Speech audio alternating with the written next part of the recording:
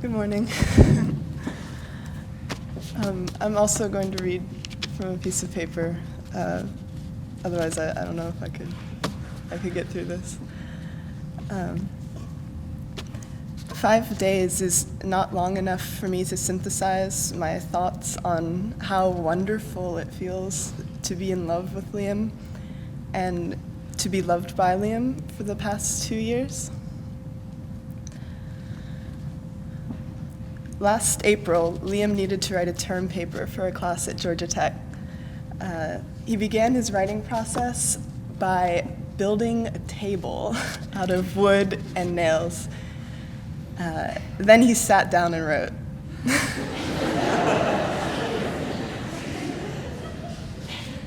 That's who Liam was. That's who Liam is. I'm a microbiologist. And I'd like to share with you a line from an essay written in 2009 by a current fabulous evolutionary biologist named Kevin Foster. The essay is called A Defense of Sociomicrobiology. And I shared this essay with Liam a couple months ago, and he absolutely loved it. And I'm hoping that I can explain it to you, and you'll see why.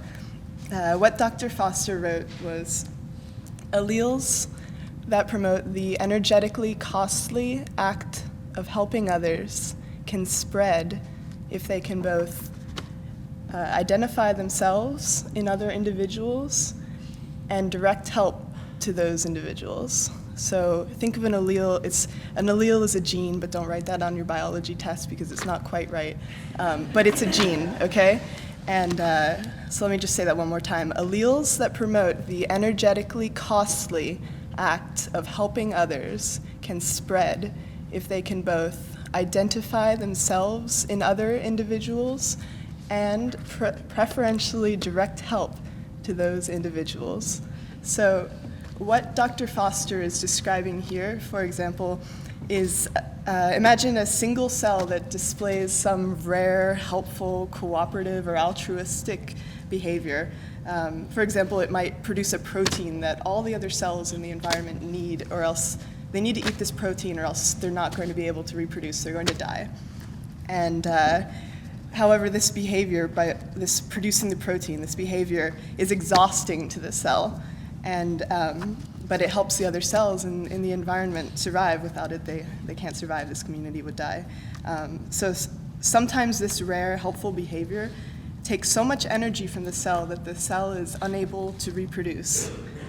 But the cell will continue to produce this protein that the other cells in the community need to survive at a reproductive cost to itself. So if you know a little about evolutionary biology, you may think this cell is a genetic dead end. You may wonder how these helpful behaviors are ever able to be spread from generation to generation if the cells exhibiting this behavior are often unable to reproduce. But what Dr. Foster is saying here is that if this helpful cell can, 1, identify other helpful cells like itself in its community, and 2, if this helpful cell can work with these other helpful cells that it can see as one of its own, and direct help to those other cells like itself, then this cooperation and this behavior can survive. Does that make sense? That makes sense, because I'll go over it again. Okay, good, because now I'd like to test this evolutionary hypothesis. So I'd like everyone to stand.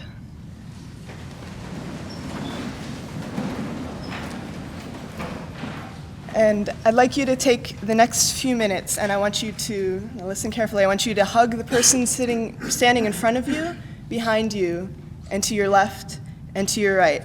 And when you hug them, I want you to make a meaningful connection with them. And I want you to really introduce yourself. And I think Liam would even think it was great if you have business cards, take them out and hand them out. And I'm going to give you a few minutes, so do this, make a meaningful connection.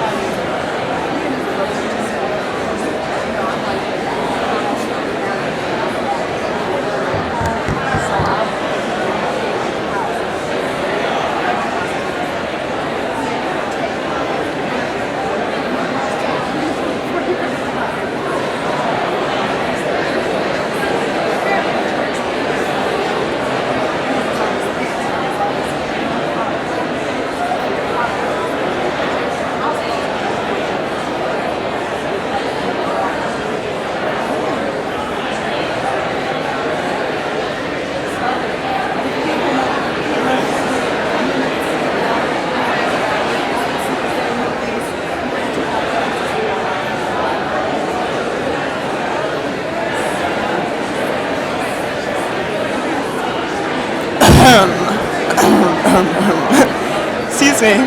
Hello? Hello? Keep connecting then.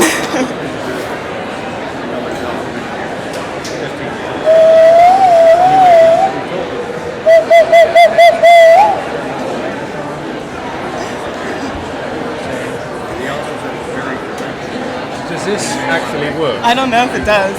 Doot, doot.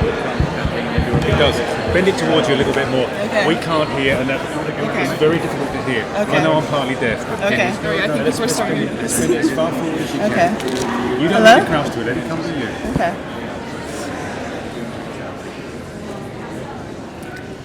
So true to Liam's form, maybe I'm pushing you a step outside your comfort zone, although it didn't look like it. But with that, I just wanted you to make this meaningful connection. And as I was writing last night, I was picturing what the crowd might look like as I stand up here, and I imagined you holding a copy of Liam's personal vision in your hands.